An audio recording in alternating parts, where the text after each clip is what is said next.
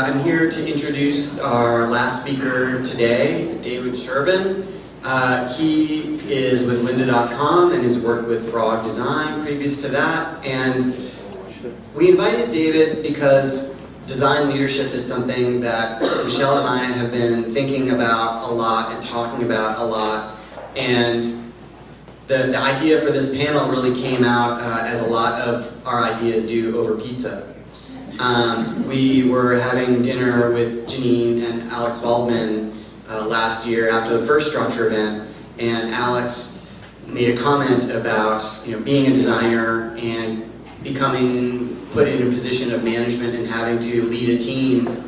And while he was very confident in his skills at designing garments and producing garments, his skills in managing a team and leading a team, he didn't feel as strong in those skills.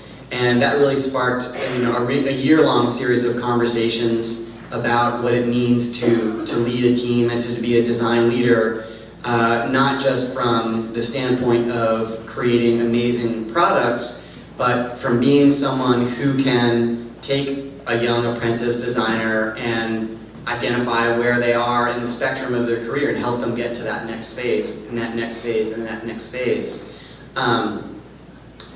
So we knew that was something that we wanted to bring to the conference, and so we started looking for people who were experts in that area, who had that knowledge, who could help bring to this industry. And I think I found one of David's slide decks early on. I think I found it even before we started looking at this particular session, and I showed it to Michelle. I was like, wow, this looks really interesting. You should look at this. And then it came back around when we first started talking about this idea for the session. And we reached out to David and told him what we were trying to do, and he said, these sounds like my people. So we knew that was a good fit. So I really want you to give a warm welcome to David, and I think he has a lot of really interesting insights.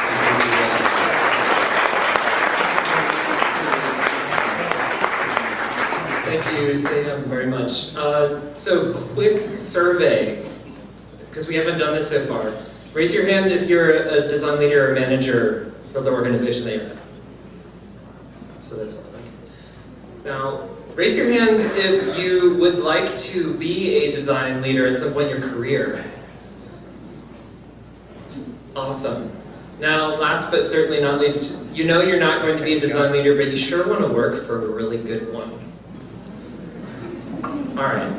So really, we can divide the room into three zones of interest. Hopefully I will be able to provide information that helps all of you now you think about design leadership. But there will be a quiz at the end, so you have to remember everybody, what their hand they held up and exactly what group they're from. We'll get back to it.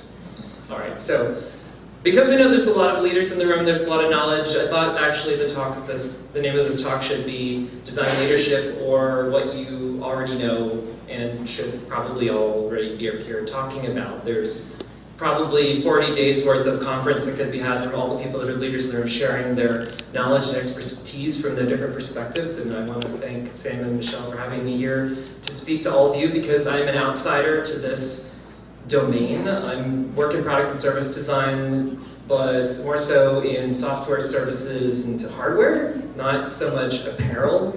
However, I am an outsider in that you'll usually see me when I'm not at work. I'm going to be hanging off of rocks, running and doing all sorts of stuff in the outdoors, utilizing many of the products that you put out. So I'm an avid consumer of the things that you create. I'm just not so knowledgeable about the actual means of production of all of those things that you do make, but I'm highly appreciative of the actual function and the fashion where appropriate of those products. So I'm loving them. So as Sam mentioned, I worked for many years at Frog Design. If you're not familiar with Frog, it's been around for about 44 years.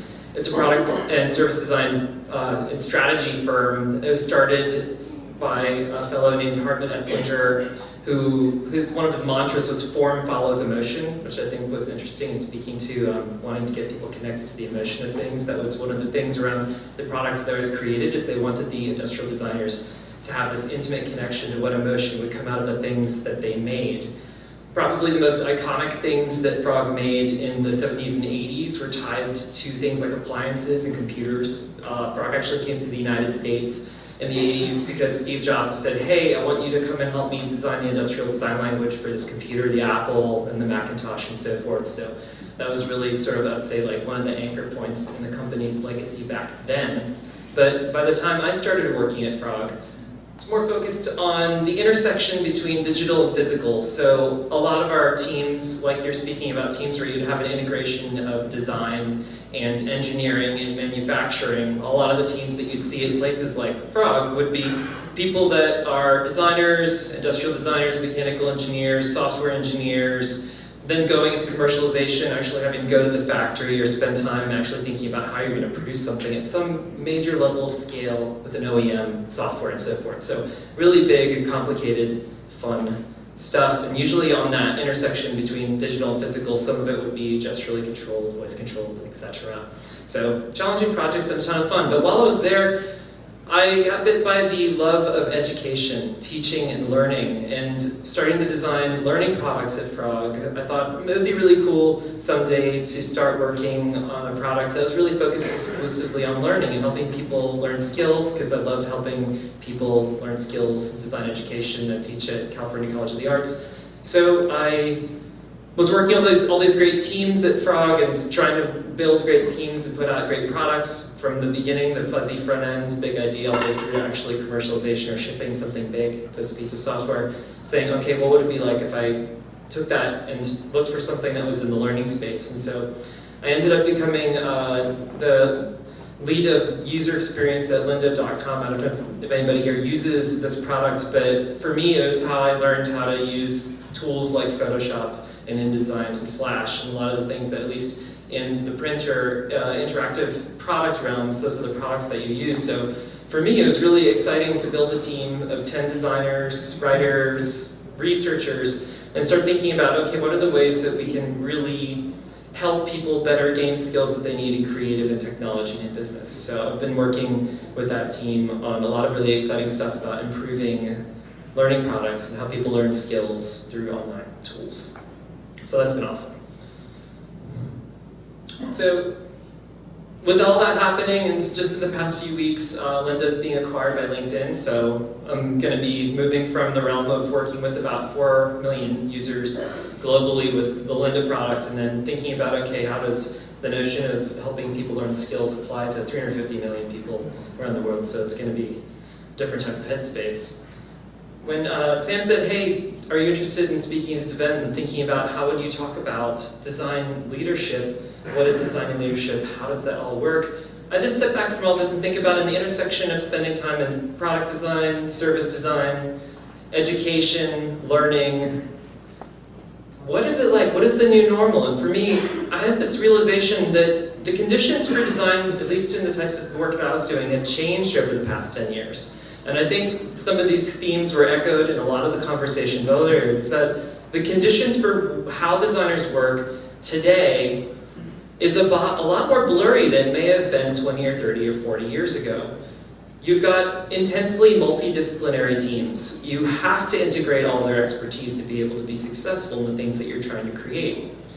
There's talent that works across many locations, often many time zones, often punishing time zones, meaning you're having a phone call at 11 o'clock at night because for them it's 2 in the afternoon and that's the time that they can speak with you. That's part of the conditions in which we work.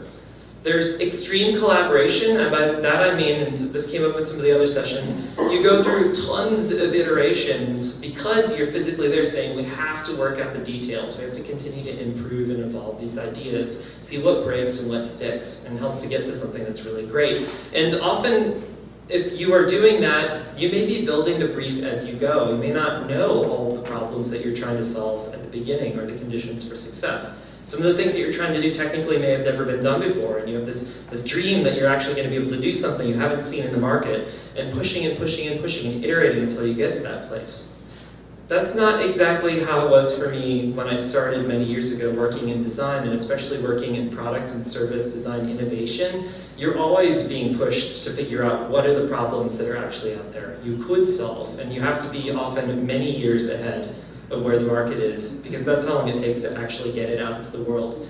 To have 1 to 2 years to get something out from the idea to the actual execution is pretty common working in hardware, which is a lot of the work that I've done. So to see that happening in fashion, it's very similar conditions, is that you have to get the trajectory just right for it to land at the right point in the market. So the focus of this talk is really going to be around, in that environment, if that's the new normal, the conditions that we're working in as designers and as leaders, how do you serve as a design leader? What are the things that you have to do to be really successful over time, to grow, and to be a learner in all of that? So the talk is split into 4 parts. Part 1, what does it even mean to be a design leader? What do I mean when we even say you are a design leader? 2, what are the traits that a designer would need if they're a leader, if they're going to succeed in doing that work? 3, what does that path look like for somebody if they want to become a design leader? And 4, probably the therapy portion of this talk is, how am I going to screw up as a design leader? What are the mistakes that I'm probably going to make? What are the ways that I handle those mistakes? So let's start with what does it mean to be a design leader? And so when I started talking about design leadership, it wasn't just me reflecting on my experience of leading hundreds of teams over the past 20 years. It was thinking about, okay, let me go talk to people who are working as design leaders in-house, in agencies, across different disciplines. What are the ways they approach or think about what design leadership is, and how does it relate to my experience? And surprisingly, in talking to all these people, we all had kind of the same kind of definition when you just boiled it down to just a couple of words. And I'm going to share it with you because it's something that I love to say.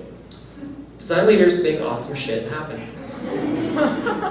And I choose these words very purposefully because each of those words has a lot of information in them. Design leaders make. The craft of what it is that we are looking to make with our teams, we have to know how to do that. We have to know how to evidence something into the world. We have to be able to put our hands on it and realize it in some way. If it's the case of you are able to show an example of what it is that you're looking to create, or in my case, I might want to do a prototype to demonstrate how an interaction should work as part of a mobile application, I have to have confidence in the craft of what that thing is. So making is core to it, and you won't trust a design leader unless if they have the capability of making. Awesome. What do I mean by awesome? It means that you're able to speak to the criteria of excellence for the things that you and your team are going to create. That you can actually put words to it. It's not some arbitrary thing that at the end of the day just are like, well, I guess that was awesome. You know why it's awesome. You're able to debate and discuss and critique it as a team. You're able to use that as a rallying point for what you're trying to achieve and the type of impact you're trying to make. Now the word shit, I mean that a bit pejoratively in the sense that it could be anything that you're making, including processes and organizations and companies, businesses, and so forth. Not just the thing that you're making as part of what is the product that you might sell. So you have to think about what design can do a bit more holistically than just being that great, we shipped that thing. Well, did you actually think about also like all the other shit that's happening with your team? That's something that you have to design too. And we bring a lot of that to the table. Because we're people. And lastly, happening. You have to have a propensity towards action, towards things happening. If you don't have that propensity of wanting to make those things happen, if you're not driving towards trying to get to that goal, especially if you're working in these 1 to 2 year time horizons to get something out into the world, then you're not going to be successful in the design part, and you're not going to be successful in the leadership part. So a lot of stuff packed into those words feel really simple, but to actually live up to that statement is something that I think I struggle with every day and something I have to think about pretty methodically in the ways I work with my team and thinking about working with the product of some level of scale. Now, when I say design leadership, I see it as a balance between 2 major things, or the 2 things that consume almost all of our time and the work that we have to do. There's the actual day-to-day management of what's happening with your designers and how design works within the organization that you're in, and it's the creative vision that you're bringing to what you need to accomplish as a team. They're not always one and the same. If you're managing designers and the designers are getting stuff done and you're not focused on how it ties into some greater vision, then you're not potentially being a leader in the context of what your organization is trying to accomplish. The vision is the target or the thing that you're trying to achieve over time, and often it can be a bit fuzzy, but people need to know where their marching towards. The management may be more a matter of saying, hey, these are the steps, and this is the path that we're looking to take. But at a certain point, we have to have trust in each other and some faith in that we're heading towards something that is going to be awesome, that we agree to what about it is going to be awesome. Now, on the other side of the coin, if you're totally visionary, that doesn't always equal design leadership either, because it's kind of like a thrill ride, and at the end you almost want to puke a little bit in your mouth, because things were just a bit too crazy. And often this is where you see teams that they put out a season or a product, or they live through 1 or 2 life cycles, but then the team falls apart. You have to continue to build the team over and over and over again, because the management piece isn't really in play. There isn't a lot of structure in play in how the team's working. So you have to think about what the blend is of those two things, and it's really understanding how to manage or shift between those modes in how you work that makes you really effective as a design leader. It's the integration of the two. So if that's what a design leader does, if they're these people that make awesome shit happen, what traits do you have to have in the ways that you work that are going to make you successful in both your management and your providing of creative vision? Well, let's start with the vision piece, because vision is kind of a fuzzy, a bit intangible word. But let's step back and say, do you like hot sauce? Who here is really into hot sauce? Yeah. Like sriracha? Yeah, you know what I'm talking about. So, when you think about a design leader, usually when you work with them over a period of time, they kind of ooze vision a little bit. Kind of like hot sauce, I guess, in some sense. So it's a bit unquantifiable. Like, you can't say mathematically what it is that makes this creative person have this secret sauce. What is it that makes their secret sauce? Well, I'm going to tell you the basic proportions of what it is that is the secret sauce for you if you're a design leader. And you can think about what ingredients you have that you're mixing together to make yourself a design leader. It starts with the creative impulse. And so this came up in one of the earlier talks today about having a point in time where you just start making something. And that's something, you don't know quite what it is, but you're rewarded for it. People are saying, hey, this thing that you're doing, you seem to have a talent for painting. You seem to have a talent for 3D printing. You seem to have a talent for sewing.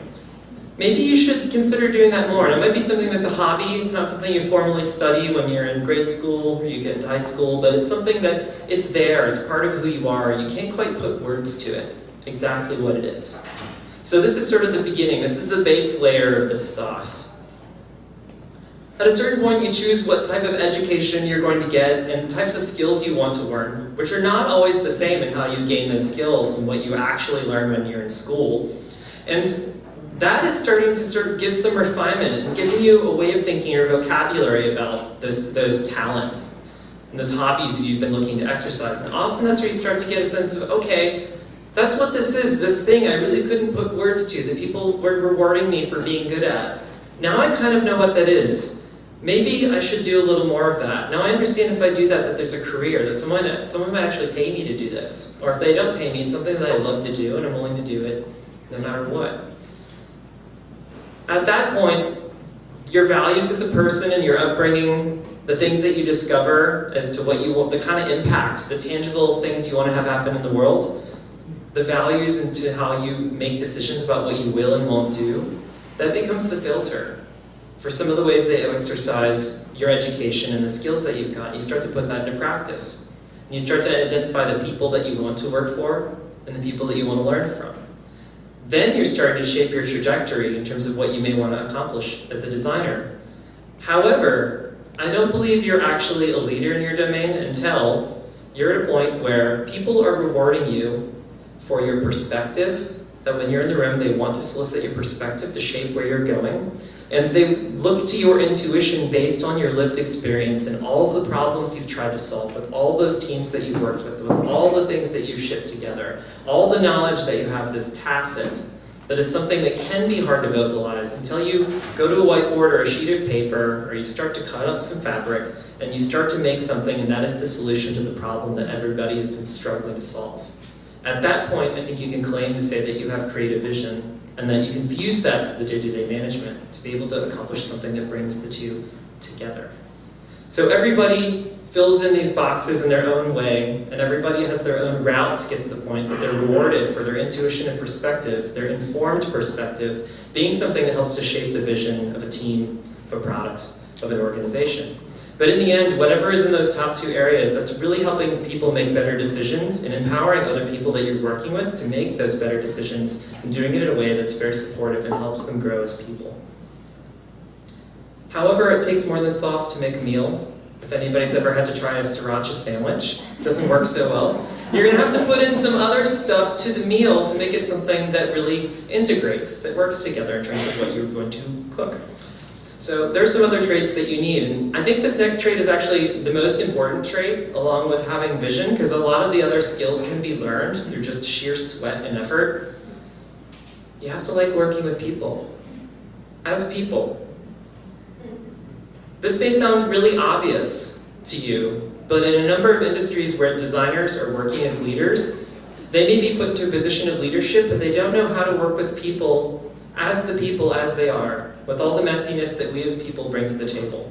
So it's important to have that empathy for people as people. There is the professionalism that you bring into the situations, the ways that you interact with them and have the proper decorum and response, and you're working in a business and so forth, but in the end we're all people and you have to understand that at the root of what you do. You're probably, if you're working with all these people every single day, whether it's your team or other people in the organizations that you work with, is that you're going to have to understand the gap between what people say and what they do. And you're going to have to understand how to talk with them about what's happening and to understand and to listen to them as they tell you what's going on and helping them solve their problems, some of which may be with the things that they're trying to make. Often they're about how they best communicate and work with other people. And you have to be prepared for that being a lot of your day, not just getting dirty and making some work. There's understanding people's dispositions. Everybody who is creative has their own way of looking at the world. They may be a bit more intuitive, they may be more logical. They may need to go sit away in the corner with their headphones on and crank for a while before they can have a conversation about what they're doing. Or they could be somebody that just wants to pull you into a room and do everything with you every single second of the day. And they are a bit afraid of going off and working alone. You have to understand how to work with those different dispositions and where appropriate to challenge the people that you work with on your teams, to stretch and find new ways of working, new processes that help them grow not only as designers but also as people who may want to be managers or leaders. So they can understand how to best model and apply particular behaviors to make things happen. You have to know how to answer the question why. If you're in a leadership situation, when you're working with your designers and you can't evidence the reason why you might be doing something, whether it's to your team or to the people that are working above you or to the factories that you're working with or whoever is helping you produce what you need to do, that's a problem. Because you're the one that's trying to help rally and point towards the direction of where you need to go. So you always need to be working with your team to driving towards what's the problem we're trying to solve. What is the solution? What do we know? What do we not know? Why? We need to be able to answer the why. This is usually why the research phase or that work that's up front, sometimes you're just like, I don't know why we had to do all that research. It's like, well, we know why we're trying to solve this problem. We know that this problem is important to solve in what we're making. That's putting you in a place where the team is aligned about what they need to do, and you can help lead them towards what a potential solution might look like. You have to play on multiple levels if you're a leader. You have to be able to think on that plane of strategy. What are the things that we're doing that tie to the corporate priorities of the business that I'm working within? And then from there being able to drill down to what are the tactical design decisions we're making about those little micro details that tie back to this being a cohesive product that people are going to want to purchase, that then we are going to be able to tie back to those business objectives. You have to be able to be at that miles view all the way down to the microns view. I love Powers of 10 by the Eames, which is what these images are from, because it's one of those movies that just explores that there's so many layers of scale that repeat the types of problems that you see. They're just expressed through different things. And so you may be really good at answering questions about the tangible materials and the tangible elements of the design, but at a certain point when you're a leader, you have to be having as well those conversations of how that ladders up to something big and has an organizational impact. This is a diagram here that's of the process at Walt Disney. And in terms of the process of making a movie, and I find this a really good analogy for the ways that design leaders often need to work, that we think about the design leader as somebody who's working with their team and they're driving towards some sort of product or service that's going to go out to the world. However, I have to have a lot of communication with all the people that work laterally to me in the organization that I work with, and I have to care about communicating with engineering, with quality assurance, with marketing, with content production. All of those things are important as part of the process of doing design and making great product in the industry that I'm in. And in every industry that I'm in, there are all those people that are my peers. They're helping support the people that are part of the teams making the work happen. And then above that, there's the people who may be responsible for all of us, like the president or the CEO. All those people have to be communicated with in their own rights. I have to be able to communicate up, down, and sideways as part of what I do. And if I'm not able to do all of those things effectively, at some point there are going to be decisions that influence what we're trying to do that we're not going to understand what we're doing. That's a problem. You'll always end up in conversations with people where you don't agree about what it is you're trying to make. And the challenges in those situations is letting go of the tangible design decisions and stepping back and saying, what are those shared interests that we have around which this is becoming such a hard decision, that we're not negotiating about, it should be this detail and this color that's stitched in quite this way. Well, let's step back. Why are we arguing about this? What are we trying to accomplish here? What's our shared interest? Okay, now that we've figured that out and we agree on that, what's the reason why this decision about this tangible detail is so hard? That you end up in situations where you have to be able to force a bunch of people, including yourself, to step back from what you're trying to do and really speak to the reasons that you're there and the purpose that you're aligned around and what you're trying to accomplish. Much easier to talk about than to actually do effectively day by day. Earlier I was talking about this notion of making things happen. You have to have that steady, constant pressure. Every day I'm always thinking about what are the things that we need to do that aren't just a day ahead or a week ahead, but it's a month ahead or a couple of months ahead, 6 months ahead, a year ahead. And knowing that there's pressure on all those things we need to do to be able to achieve some level of excellence we think is important. Rarely a day goes by where I'm not sitting there thinking about the things I need to be doing and what it is that we need to be thinking ahead to do just as much as what we were doing outside the whirlwind of all the stuff we need to get done in the scrums that we're working with every 2 weeks. It's really hard as well when you're in the throes of shipping something huge and you have big deadlines and you have to get it into production, you have to be really iterating on it to get to the point that it's done. It's hard to keep perspective, especially if you're trying to do something where it's a big risk. And so there's this notion of the fog of war, and I put that in quotes because it's not war. However, it's this experience that we have where we have a deadline and we have so much to do and people are just struggling to get it done, and it's 9 o'clock at night, you've ordered the pizzas and you've pulled out the bourbon, and you just know it's going to be a really, really long week to get to the end of things and it's shipped. And it's in those situations where you make decisions that slip into the product that in the end you are unsatisfied with. Because you as a leader were so focused on getting things done that you weren't willing to step back and say, you know what, I don't know if what we're doing is strategically right. I don't know if at this point we were making the decisions that are actually solving the problems we need to solve to ship something great. We might have been wrong. You need the ability to step back, to step out of the fog that everybody in the team is on. They're fearful of not completing the work. They're fearful of not getting things done and saying, it's not about that. Are we making the right choices, what we're trying to make? And being able to work with the team to help them understand or recognize where they may be wrong and redirecting them and being willing to roll up your sleeves and make it right no matter what. That is really hard. But it has happened a couple of times in my career, and it required the ability to be able to say, I'm protecting myself and how I am in this situation, to be able to step outside all of that stress and being able to make the right choice, and having the team respect and recognize that they are making the right choices. So there's a lot that a design leader needs to be able to do. And when you think about the path to become a design leader, you say, great, those are the traits I need to succeed as a design leader. However, I started working at jobs where they had these really absurd job descriptions with like 150 different things that they said you had to be amazing at. And I don't know how many human beings can actually check off of their list all those things and say, I'm amazing at all these things, because it probably require like 5 to 6 of these people in the room to like mash it all together and some like Franken design leader to be able to be like super good at it. But this is what you see out there. People are saying, oh, we need to hire somebody who's going to be a director of design or design leader for our organization, and they have to be everything. Well, I don't think it works quite like that, but I'd say that there's certain things that you need to be able to do as a design leader when you add it up at the end of the day, and I'll give you a sense of what the path looks like for a design leader. And I'll say that, and this has come up earlier today, but I'll say it's not just about learning a bunch of stuff. It's about the journey that you're taking as a leader and how you think about all these things accumulate into something that gives you the capacity to lead and to be able to work with people and to be able to lead them effectively. So, are you familiar with the path of a master craftsperson?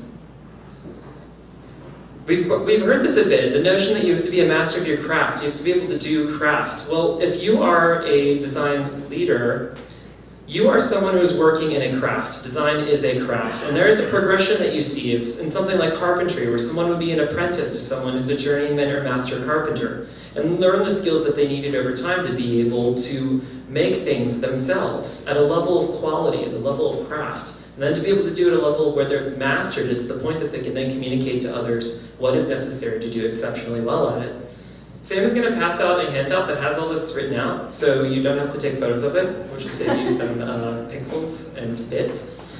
But to try to decode what's up here until you have that tangible thing in your hands, at the bottom level, it's apprenticeship in design, and that happens if you go to school, or in my case, I went to school but I didn't get a design degree. I had to go and apprentice myself working in design studios with people saying, I want to learn how to be a great designer. What are the things that I need to learn? And they said, okay, well, you need to know these particular types of software. You have to have sketching skills. You have to be able to work with type, because I was working in graphic design at the beginning of my career.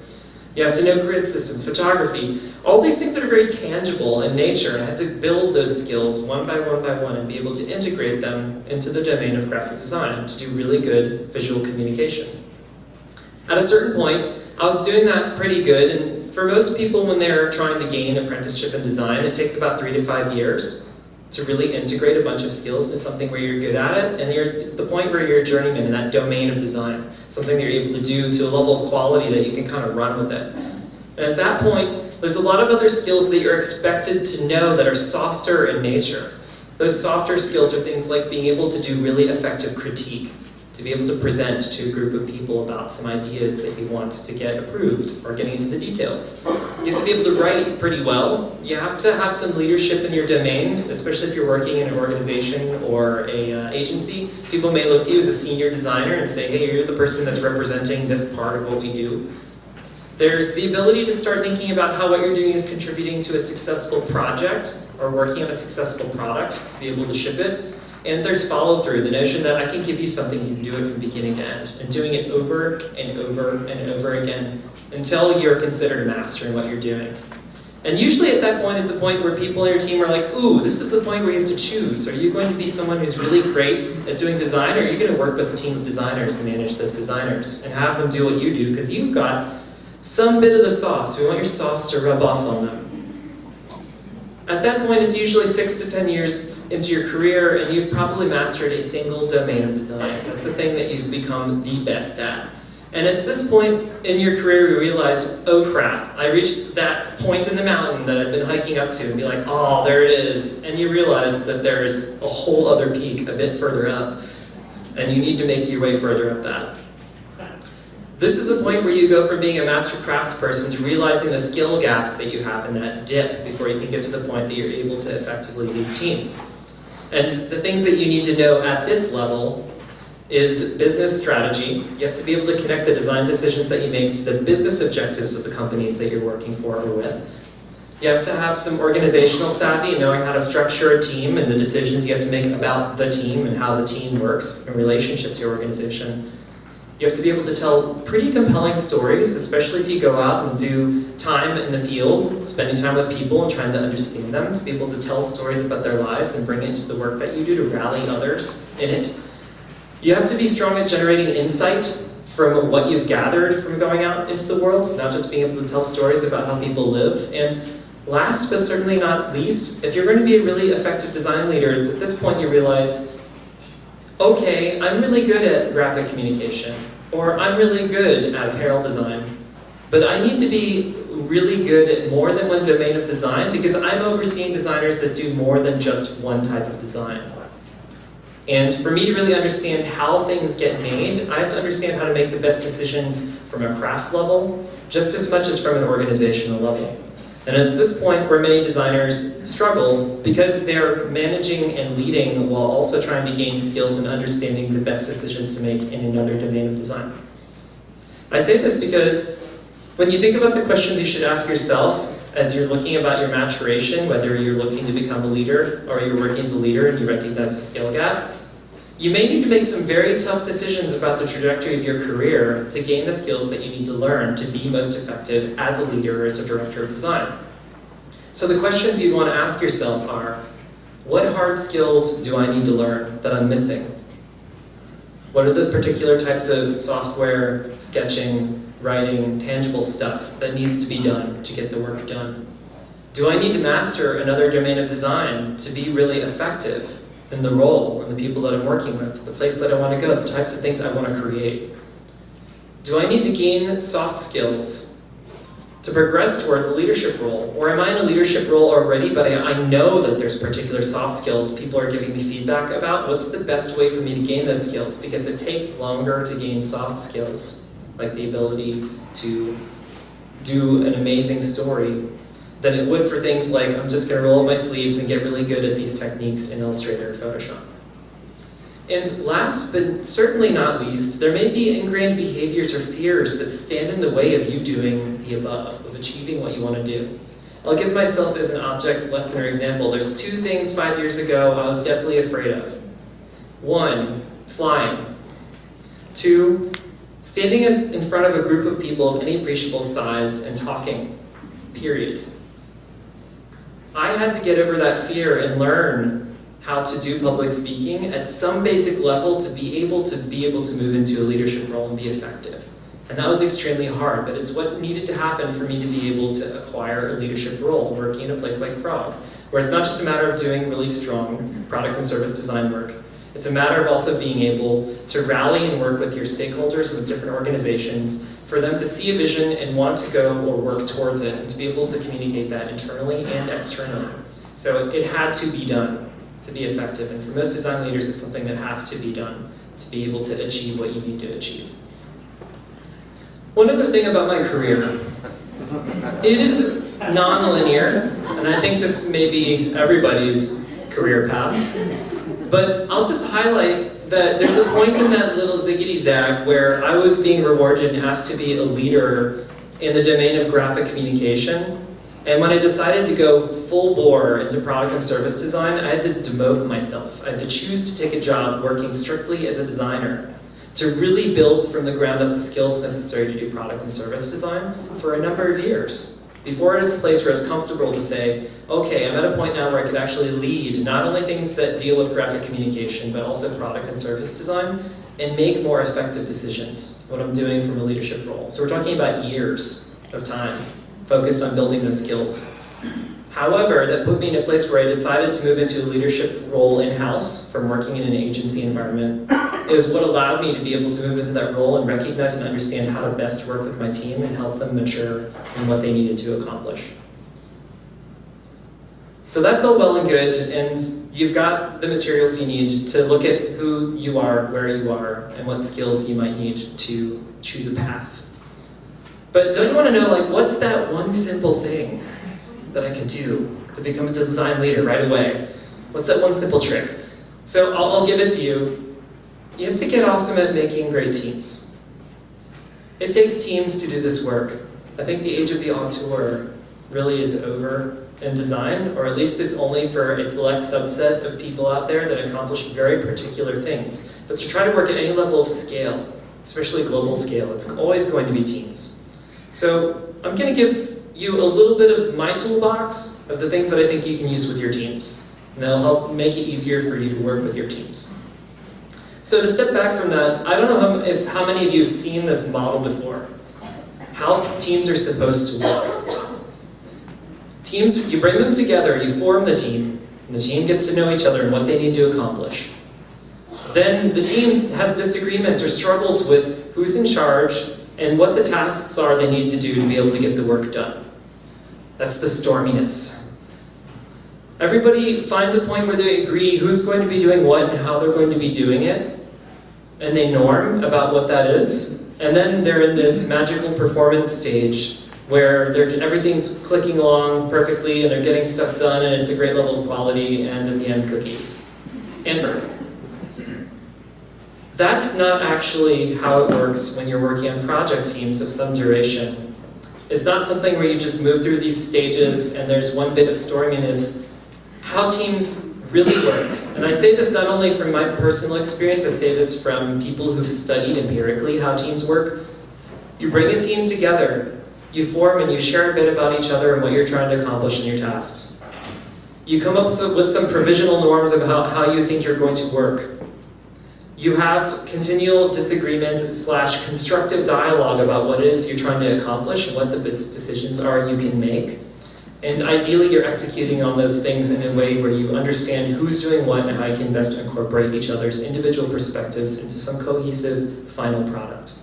And you move constantly between storming, norming, and performing. They are phases, in some cases happening in the blink of an eye in how the team is working. So as a leader of teams and as a design leader, you have to be able to recognize what phases your team is in and what tools you need to bring into those situations so that the team can work best together effectively as a unit and you aren't telling them what to do. So let's talk about forming. When I bring together a team and I want to work with that team, I have to pay a lot of attention to what happens at the forming. The forming stage is actually the most important part of how you bring a team together, and it's what most people when they lead teams don't do. Teams need eyes. It's just a matter of being like, a team doesn't have me in it. It's all about the team. We're sacrificing for the team. Actually, teams need you to bring to it your individual values, your habits, your skills, the ways that you like to learn and make, the things that you're interested in, the hobbies. Those are all part of the cocktail of what makes the team effective. And if you don't have that, and everybody in the team aware about it at the beginning, it has a pretty dramatic effect on how those people relate to each other as people, and then how they understand how that affects or influences the things that they're trying to make when they do design work. So I like to start my teams by talking about the individuals in the team before we even talk about the things that we're trying to accomplish, the work itself. It's usually a matter of, let's talk about the work, what do we need to do? All right, now let's get to know each other. It's like, no, let's not worry about the work. We know we have to do the work, but let's take the time to get to know each other. And then we'll start focusing on the work. And we'll understand how that's related to the context of us as people, together, in this room. Sorry about the break here. Where it says, at the top, it says, who am I? So it's like my name, my hometown, this is the position that I've got on the team, this is what I do in this organization.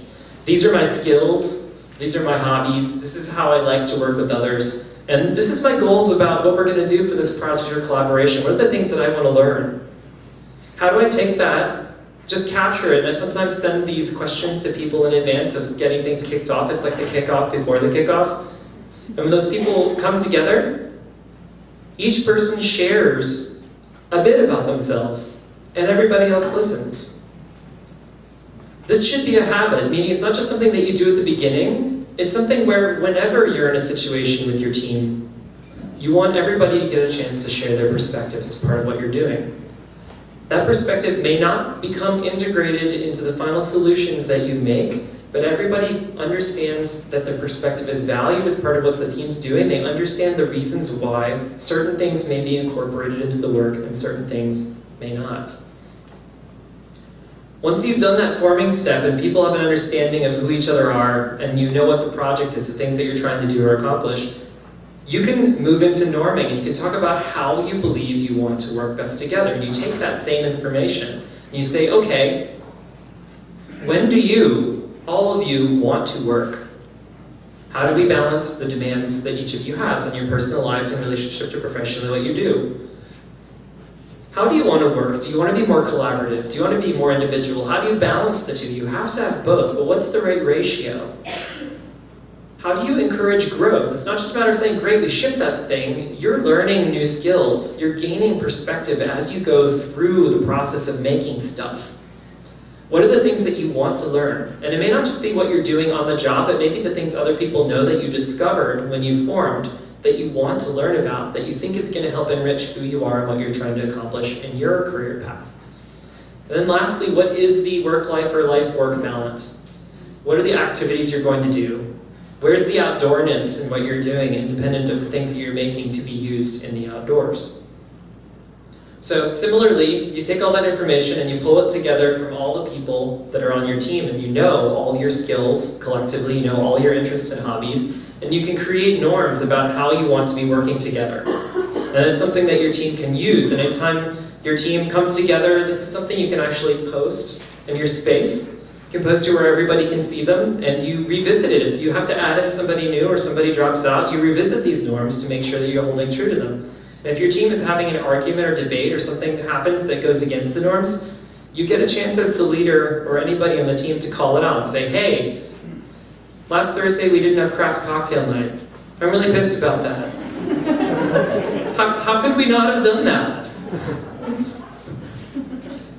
Performing. Everybody wants to be performing. They think performing is the best thing ever. Well, it's really important to perform. Obviously, that's where you're making work happen.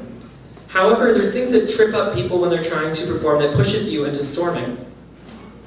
One is the person who's the leader just telling people what to do. That doesn't work so well, especially with a multidisciplinary team, and that team has got a lot of knowledge you don't have, and they want to have ownership about what it is they're trying to create. So my point of view is it's best to start by sitting within the team rather than saying, hey, I'm the one orchestrating everything that should be done and all the decisions that need to be made. So I like to coach from within. I like to invest in mentorship for the people that are on the team and for the team as a whole, and really help rally them and help them understand and point towards where they want to be going, and to help them as necessary evidence the vision rather than saying, I've got the vision and y'all are going to do an awesome job at executing this. I am a big fan of publicly posting all work in progress, and I know that's hard for some of the physical environments that you're in, but one of my rules is if it's in the computer, it's totally invisible. Like, you need it physically in the space. I like to hack spaces with big foam core boards and things you can pin up stuff, so you can move it into conference rooms, you can move it into spaces that are, you can move it wherever you need it. You can take it out into the park. Whatever is appropriate for you to be able to have that work there as a constant reminder, and for you to be able to viscerally take it all in and react to it as part of what it is that you're designing. Now, this is possibly a crusade of mine, but I want to stop the shit sandwich of critique. Are you familiar with the shit sandwich? Have you ever made a shit sandwich? Have you had to eat one? It's terrifying. If you've never heard of this, it's when you are in a critique with somebody and you say, oh, you know, this one thing is really nice. Here's 14 things you totally have to change and are messed up. Oh, and this other thing is really nice. And then you just float away, this swooper and pooper. It's terrible. So here's the rules that I use to avoid the shit sandwich. And you'll never have to use it ever again. 1, ask somebody if they want to enter into a critique and when to start, rather than hovering over their shoulder, or just swooping in and pointing at something on their screen or in their sketchbook and giving them all sorts of feedback.